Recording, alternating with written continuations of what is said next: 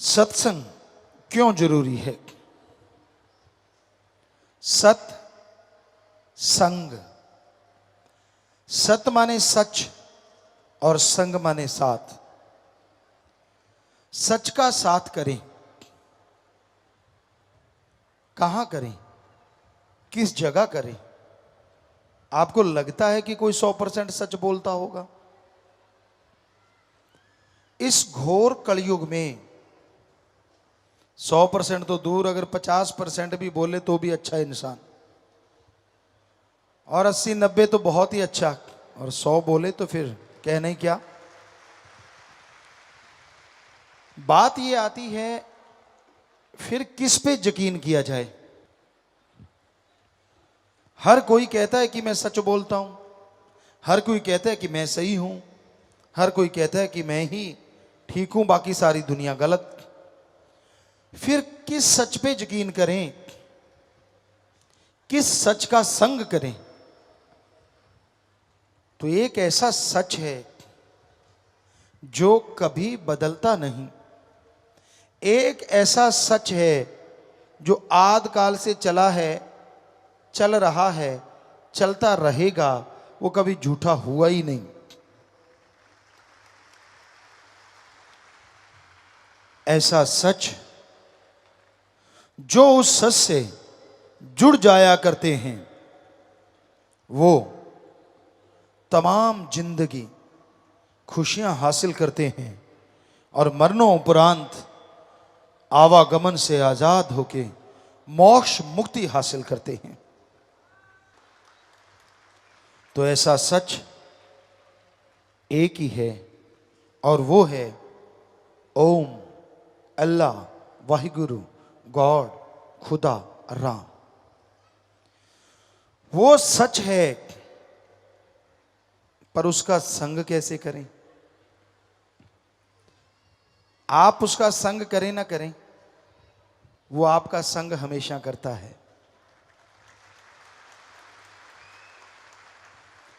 आप उसे माने ना माने, पर वो हमेशा आपके अंदर रहता है। कई लोग पूछते हैं कि आदमी जब गुनाह करता है, बुरे कर्म करता है, क्या मालिक तब भी अंदर होता है? अगर होता है तो रोकता क्यों नहीं? कौन कहता है कि मालिक रोकता नहीं? आदमी जब बुरे कर्म करने शुरू करता है, अंदर से एक आवाज आती है, मत कर ये बुरा कर्म। पर दूसरी आवाज आती, सारी दुनिया कर रही है, तेरे करने से क्या फर्क पड़ जाएगा? वो मन की आवाज, पहली आत्मा परमात्मा की आवाज कि मत कर बुरे कर्म। पर क्या आप सुनते हैं? फिर कोई कहे जी भगवान तो बहुत पावरफुल है, अगर हम नहीं माने तो वो मनवा लेगा। भगवान ने खुद ये वचन दिए हैं कि वो प्रत्यक्ष इस त्रिलोकी में किसी को नहीं रोकेगा। हां, वो अपने संत भेजेगा, अपने पीर पैगंबर महापुरुष भेजेगा, अपने अवतार भेजेगा। जो कोई उनकी बात को सुन के अमल करेगा, उन्हें चमत्कार नजर आएंगे, खुशियां मिलेंगी, लज्जतें आएंगी। तो इंसान अपने संत गुरु पीर फकीर के वचनों को माने, अपने स्वार्थ सिद्धि के लिए उनको तोड़ मरोड़ के पेश ना करे। लोगों ने काम अपना निकालना होता है और ठप्पा संतों से लगवाना चाहते हैं। कई बार ऐसा देखा, आपको एक बात सुनाया करते हैं कि एक बार एक जमींदार सज्जन हमारे पास आए, कहने लगे गुरुजी मैंने ट्रैक्टर लेना है, आपने तो बहुत जमींदारा किया है, क्या बता सकते हैं बढ़िया ट्रैक्टर कौन सा रहेगा?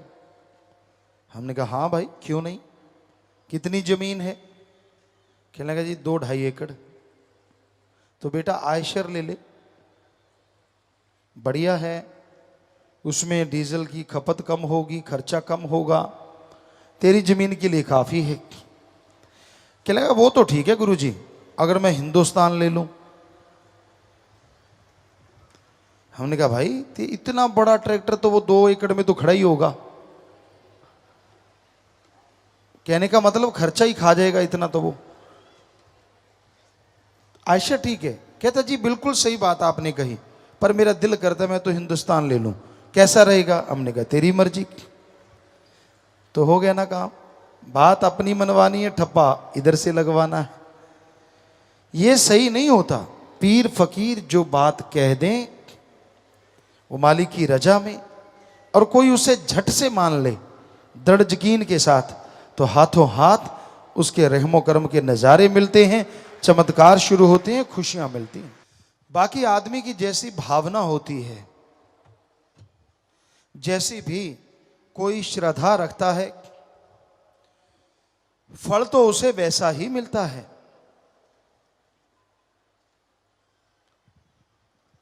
राम झरोखे बैठ के सबका मुजरा ले, जैसी जिसकी भावना तैसा ही फल दे। राम झरोखे, झरोखे आंखों को भी कहा जाता है, और झरोखे महलों में गुप्त छोटे छोटे छिद्र रखे होते हैं जिनसे रानियां देखती हैं। वो नहीं दिखती लेकिन सारा काज दिखता है उनको कि कार्रवाई क्या कर रहे हैं महाराज। तो दोनों ही बातें सही हैं कि वो भगवान, वो अल्लाह, वो वाहिगुरु, वो राम सबको देख रहे हैं, हर किसी को हर पल हर क्षण देखते हैं। और जैसी जिसकी भावना, जैसी श्रद्धा, जैसा यकीन, वैसा ही फल दे, उसे वैसा ही फल मिला करता है। आदमी अगर अहंकारी है, खुद गर्ज है, तो उसका अहंकार एक न एक दिन टूटता जरूर है। खुद गर्ज इंसानों को इंसान कम शैतान ज्यादा कहा जाता है। आज के दौर में खुद गर्जी का ही बोलबाला है। जिधर निगाह मारो खुद गर्ज लोग, स्वार्थी लोग। आपको नमस्कार भी कर दी तो समझ लो उसके पीछे कोई ना कोई गर्ज होगी। आपको प्यार के 2 मीठे बोल बोल दिए, सिवाय प्रेमी जन के, सिवाय मालिक के प्यारों के, और किसी ने अगर ऐसा किया है तो यकीन मानो कोई ना कोई गड़बड़ जरूर है। या तो आपकी राज पहुंच है, लोग आपको अनजाने में आके नमस्कार कर देते, जानते भी नहीं फिर भी करते हैं।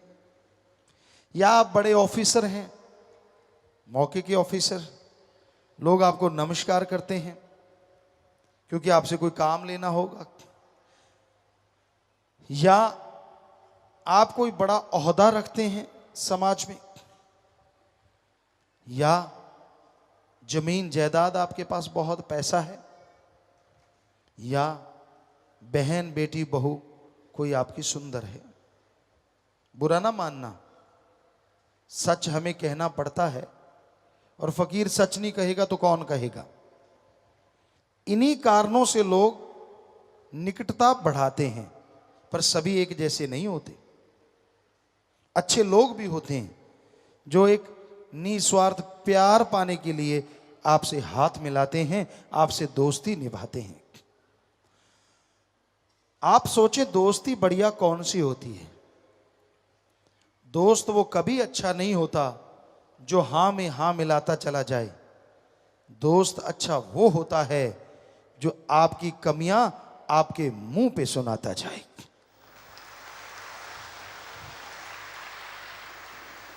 वो दोस्त ही क्या जिसको ये पता चल गया कि यार मेरा दोस्त बुरे कर्म करता है, गलत कर्म करता है, और वो दोस्त कहे मैं सही कर रहा हूं ना। वो दोस्त ही क्या जो ये कहे सही कर रहा है। दोस्त क्या कहेगा, तू 100% गलत कर रहा है, तू बर्बाद हो जाएगा, तेरा शरीर बर्बाद हो जाएगा, मत कर गलत कर्म। तो दोस्त इस संसार में एक ऐसा भी है जिसकी दोस्ती कभी टूटती नहीं और जो हर बात पे टोकता है, जो गलत आप करते हो, वो है सतगुरु अल्लाह वाहिगुरु राम। बच्चे कहते हैं बेस्ट फ्रेंड, वो बेस्ट फ्रेंड है। इससे भी कोई बड़ा शब्द है तो वो बड़ा फ्रेंड है। वो आपको कभी दगा नहीं देगा। उसने अगर आपका हाथ पकड़ लिया तो कभी छोड़ेगा नहीं। उसने साथ देना शुरू कर दिया तो दोनों जहान में देगा। अपने आप को आपने उसका बना लिया तो वो ऐसा अपना बनाएगा कि दुनिया में और दोनों जहां में जय जयकार करवा देगा। पर उसे अपना बनाने के लिए बहुत चीजों का त्याग करना पड़ता है। खुद गर्जी का त्याग, स्वार्थीपन का त्याग, काम वासना, क्रोध, लोभ, मोह, अहंकार का त्याग, नशों का त्याग, चुगली निंदा का त्याग। अब आदमी सोचे इतने त्याग कैसे करूं, तो एक ही त्याग कर दो कि यहां भगवान देख रहा है, वहां कोई बुरा कर्म नहीं करेंगे। बस एक ही त्याग काफी है, बाकी त्याग चाहे ना करो।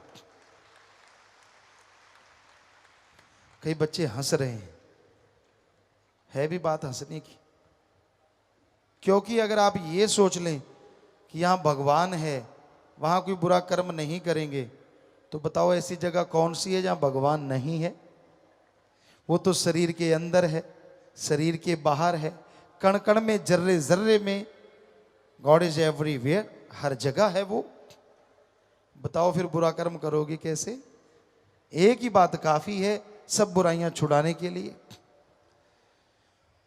तो सत्संग में जिस तरह स्कूल कॉलेज में जीवों को समझाया जाता है, बच्चों को पढ़ाया लिखाया जाता है, सत्संग में वैसे ही समझाया जाता है।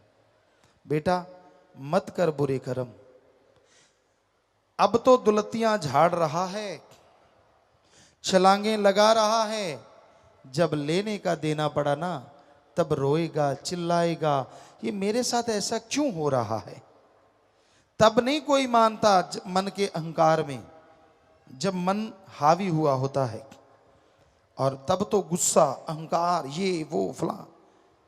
और जब उसकी बारी आती है फिर कहता है मैंने ऐसा क्या किया था। भूल जाता है अपने अवगुणों को, गिनवाता है अपने गुणों को, अपने भले कर्मों को। अरे भाई बुरा कर्म मत करो। बुरा कर्म इंसान को डुबो देता है। बुरा कर्म इंसान को शैतान बना देता है, और अच्छा कर्म शैतान को इंसान और इंसान से भक्त बना देता है। सत्संग जबरदस्त है। एक बात सुनाते हैं आपको,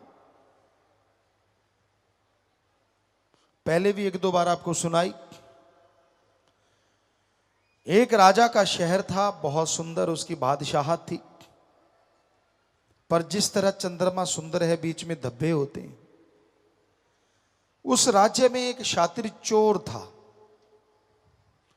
ऐसा शातिर चोर जो कभी पकड़ा नहीं गया।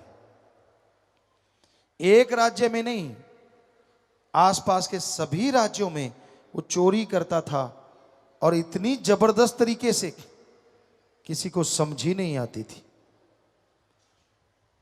तो एक समय ऐसा भी होता है, हर किसी को सारे धंधे छोड़ने पड़ते हैं। वो समय चोर पे भी आ गया। वो दुनिया छोड़ने लगा, बीमार हो गया। उसका बेटा था, चोर का बेटा चोर, उसने बना रखा था। कहने का बेटा मैं जा रहा हूं, मुझे लग रहा है कि मर जाऊंगा, बीमार हूं, उठ नहीं पाऊंगा, लेकिन एक बात याद रख, चोरी कभी छोड़ना मत। वो कहने लगा पापा क्या सावधानियां बरतनी चाहिए। उस जमाने में यह होता था कि जिसके पास सामान मिल गया वो चोर। कहने लगा जब चोरी करो सबसे पहले सामान को खुर्द बुर्द करो ताकि कोई आपके पास से सामान ले ना सके। दूसरा, कभी पकड़े जाओ चाहे खाल उधेड़ दे मानो ना। और तीसरा, कभी संतों की सत्संग मत सुनो। वो कहता जी ठीक है। और कुछ समय बाद वो चोर गुजर गया। उसका बेटा चोरी करने लगा, जवान उम्र, सोचा पहले ही बड़ा हाथ मार लेता हूं। बादशाह के राजमहल में पहुंच गया, चोरी की, लेकिन खबर हो गई महल में कि चोरी हो रही है। सिपा सलाहर पीछे भागे, सैनिक शहर कोतवाल, और वो भागने लगा। भागता गया, लेकिन वो पीछे आ रही थी सेना पकड़ने के लिए। उसने देखा धर्मशाला से बहुत से लोग आ जा रहे हैं और ज्यादातर अंदर जा रहे हैं। उसने सोचा इससे बढ़िया मौका नहीं, अंदर घुस जाता हूं। अंदर घुस गया। एक किसी बहन को देखा, उसने जजमेंट की, पहचान लिया कि ये तो वो, और उसके थैले में हीरे जवाहरात जो उसके हाथ में थे वो डाल दिए। सामने देखा तो संत जी आके बैठ गए। अब पापा की अपने फादर की बात याद आ गई, संतों की बात ना सुनना, कानों में उंगलियां ले ली। पर आदमी को कहो ना उधर ना देखो तो वो देखता जरूर है, चाहे चोरी चोरी दिखे। ये मनोदशा है। अब उसके अंदर आए, यार संत ऐसा क्या कहते हैं जो मेरे पापा ने कहा, फादर ने कहा कि संतों के वचन नहीं सुनने। उसने जरा सी उंगलियां निकाल के देखी तो संतों के वचन आए, देवी देवताओं की परछाई नहीं होती। उसने फिर से उंगलियां दे ली। सत्संग खत्म हुआ, बाहर निकलने लगे। सैनिक बाहर खड़े थे, निशानियां पहचान तो थी कपड़ों की सबकी। उसे पकड़ लिया, पकड़ के बादशाह के सामने पेश किया और कहा कि बादशाह सलामत, चोर तो यही है, इसके पैरों का निशान, इसका हुलिया वही है, लेकिन इसके पास सामान नहीं मिला। बादशाह कहता मनाओ, पिटाई की, जो भी उस समय तरीके थे सब आजमा लिए, चोर नहीं माना। जासूस होते थे उस समय में। एक औरत कहने लगी, बादशाह अगर आप मेरे अकॉर्डिंग चलो, मुझे हुक्म दे दो तो मैं इस चोर से चोरी निकलवा लूं। बादशाह कहने लगा तू देख ले भाई। और उधर जेल खाने में वो चोर बैठा है, सोच रहा है यार संतों ने कोई बुरी बात तो कही नहीं, उन्होंने तो कहा देवी देवताओं की परछाई नहीं होती। अचानक क्या देखता है कि दूर जो गेट था उसके पहरेदार धम से गिरे, गेट खुल गया, दूसरा गेट खुला, तीसरा खुला, जितने गेट थे खुलते चले गए। पहरेदार बेहोश, कोई उसकी तरफ आ रहा था, वो डर गया, ये क्या हो रहा है। और जब उसके कोई कमरे में आया तो देख के हैरान रह गया, ये देवी मां जिसकी वो पूजा करता था। तो वो तड़प उठा, चरणों में गिर गया, रोने लगा, आंसू बहने लगे। देवी मां ने उसे उठाया,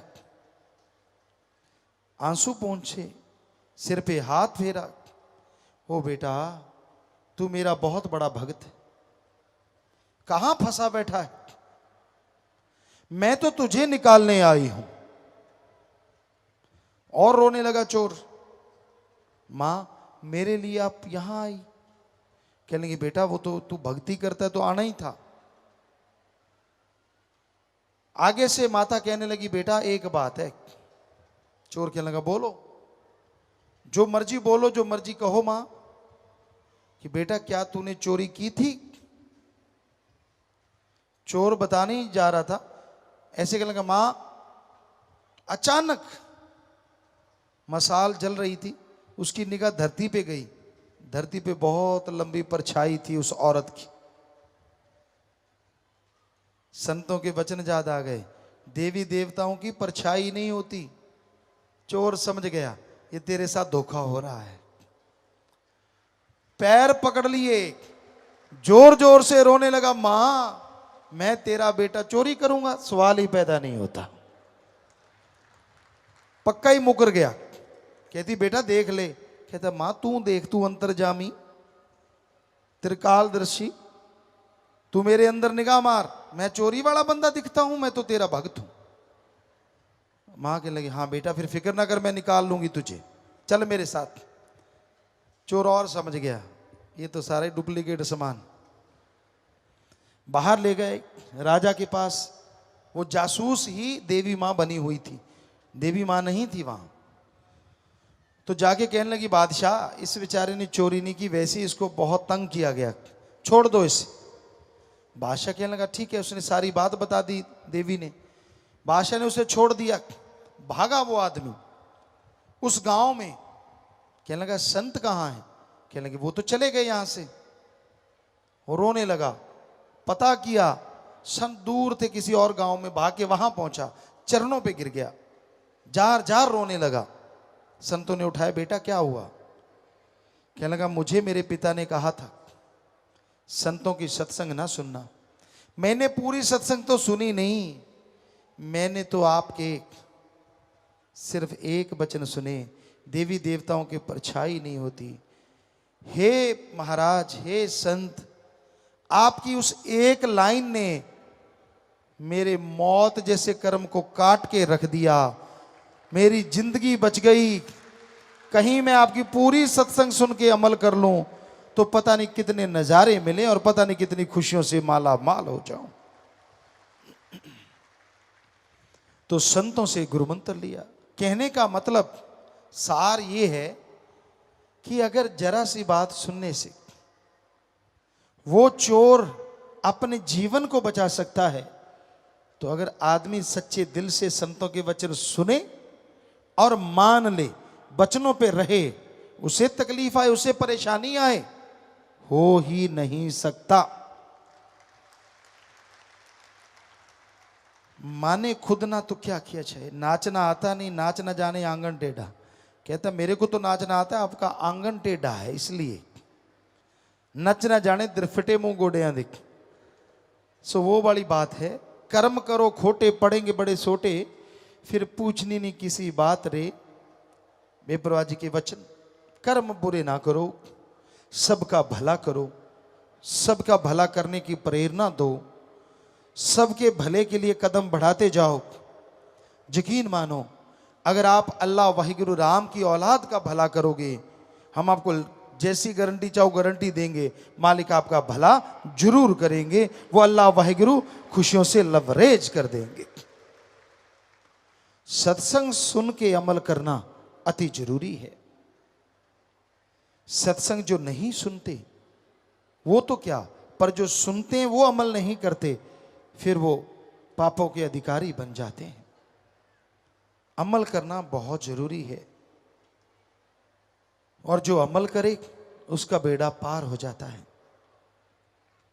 सोहबत, संग, चोर का करोगे तो चोरी करना सीखोगे, जुआरी का करोगे तो जुआ खेलने की लत पड़ेगी, शराबी का करोगे तो कहीं ना कहीं पैग मारने लग जाओगे, निंदा चुगली वाले का संग करोगे तो हां में हां जरूर मिलाओगे और पापों के अधिकारी बन जाओगे।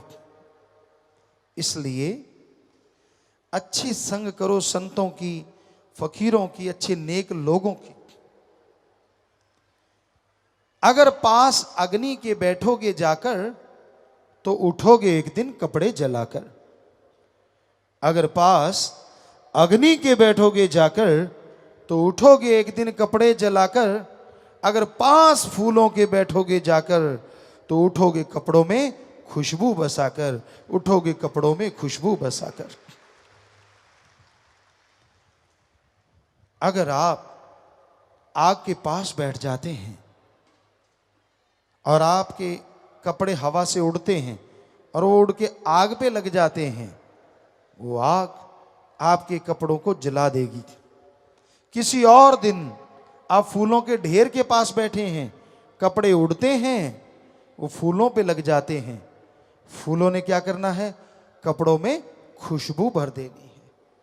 तो अगर बुराई का संग करोगे, बुरे लोगों की सोहबत करोगे, तो सारी जिंदगी खुशियां, चैन, आनंद जल के राख हो जाएगा।